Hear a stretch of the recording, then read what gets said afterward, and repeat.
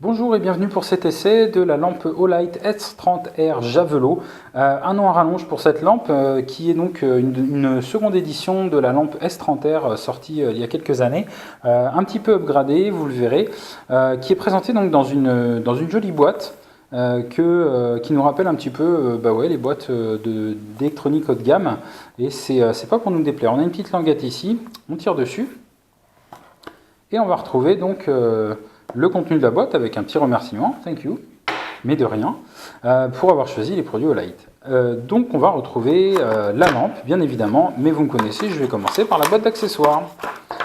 Donc cette boîte d'accessoires, comme on peut s'y attendre, contient le dock de rechargement, puisque vous avez choisi cette lampe qui est donc rechargeable via ce dock qui se connecte en micro USB au moyen du câble fourni.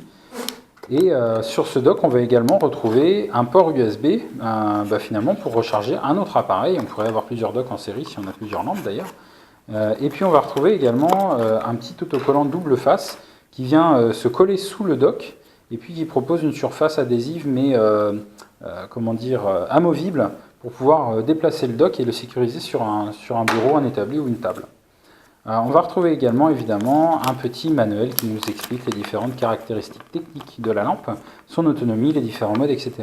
On va y apprendre notamment que cette lampe est équipée de la toute nouvelle LED XPL HI de chez CR2E. Cette LED XPL HI propose la même puissance qu'une LED XML2, mais dans un package plus petit, ce qui nous permet d'en avoir une portée plus grande, puisque cette lampe est quand même donnée pour 1000 lumens sur son mode maximum.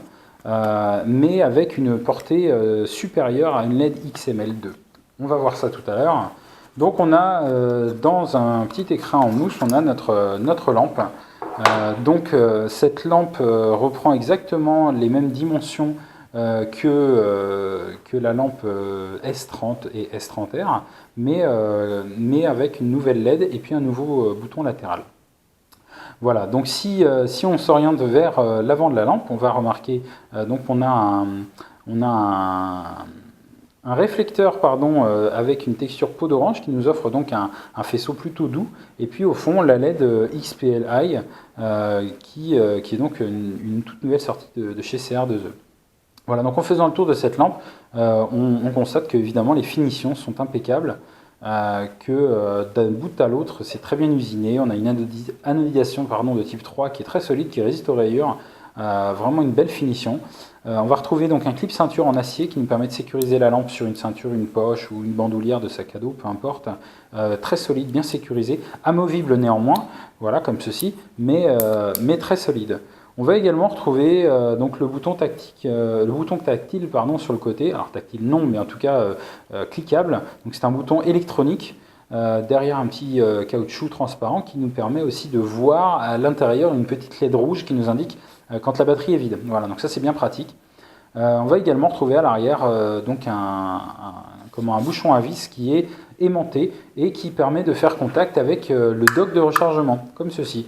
Donc ce dock de rechargement que vous pourrez fixer dans n'importe quel sens puisque le tout est aimanté. Voilà, c'est bien pratique. D'origine, dans la lampe, on va retrouver également un accu rechargeable de type 18650 qui fait celui-ci 2600 mAh, donc une autonomie correcte. Et puis cet accu a une spécificité, c'est qu'on va retrouver les contacts plus et moins du même côté, puisqu'ils font contact avec l'intérieur du bouchon pour pouvoir ensuite être rechargé directement par le dock. Voilà. Ça ne vous empêche pas d'utiliser un accu standard 18650 dans cette lampe, mais vous ne pourrez évidemment pas recharger un accu standard. Il faudra cet accu-là. On insère le moins en premier, on revisse, et donc on va pouvoir accéder aux différents modes de notre lampe. Par un appui simple, je vais tomber sur le dernier mode enregistré, ici le mode faible, et par un appui long, je vais naviguer au travers des différents modes. Faible, moyen et fort, comme ceci, donc un cycle de 3 modes d'utilisation. Quand je trouve le mode désiré, je m'arrête et j'ai ce mode enregistré. Si j'éteins la lampe et que je la rallume, elle retombe toujours sur ce mode-là.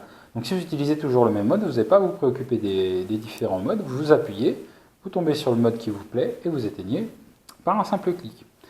Par un double clic, on va accéder au mode turbo qui fait 1000 lumens avec donc une puissance vraiment notable. On sent même la chaleur en fait à proximité de cette LED. on a une puissance de 1000 lumens, ce qui est quand même pas rien dans une lampe de cette taille-là. Alors évidemment, avec une telle puissance, on produit également pas mal de chaleur, et donc Olight a choisi de mettre une minuterie en fait de 3 minutes sur ce mode-là, après quoi vous allez retomber sur un mode qui fait donc 500 lumens pour pouvoir économiser d'une part la batterie et surtout la LED qui chauffe beaucoup dans ce mode-là. Voilà. On a également un mode dit Moonlight ou Luciole qui est un mode de 1 lumen qui est accessible par un appui long, comme je viens de vous le montrer. Un appui long vous permet d'accéder à ce mode-là. Donc là on a une autonomie énorme, hein, de l'ordre d'un mois de lumière, donc c'est vraiment énorme, avec très peu de lumière qui vous permet en fait de ne pas vous éblouir de nuit quand vous marchez, je ne sais pas, de votre lit au frigo à tout hasard. Pour ne pas vous éblouir, vous allumez ce mode-là et puis vous ne réveillez pas toute la maison. Donc ça c'est plutôt pratique. Le dernier mode d'utilisation, c'est le mode stroboscopique, peu utile mais toujours présent chez Olight, et qui vous permet, je ne sais pas, de vous signaler ou de vous amuser ou d'effrayer quelqu'un, j'en sais rien. En tout cas, c'est accessible par un triple clic, comme ceci, et vous avez donc un mode stroboscopique 900 lumens avec 10 Hz de fréquence. Donc c'est tout pour l'utilisation de cette lampe. Je vais vous montrer une dernière chose, donc le chargement de la lampe. Pour ceci, je vais utiliser donc une batterie externe, mais vous pouvez utiliser un chargeur de téléphone, ça marche tout aussi bien. Et avec le câble fourni, voilà, je vais connecter mon dock à ma batterie. Il y a un petit voyant vert qui m'indique que le dock est sous tension. Et puis en posant ma lampe, je vais constater que le voyant va passer en fait au rouge. Bon, ici la batterie est pleine, donc ça ne fonctionne pas évidemment.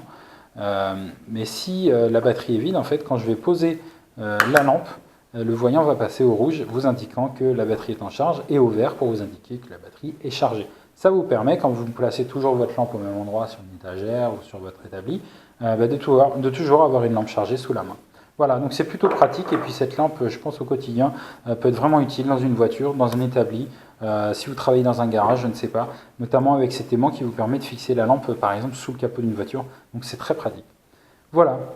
Donc c'est tout pour la présentation de cette S30R Javelot. Vous pouvez retrouver les produits évidemment sur la boutique Olight France sur Amazon, et puis également retrouver mes autres commentaires sur ma chaîne YouTube, sur la page Amazon du produit, et puis également sur ma page Facebook.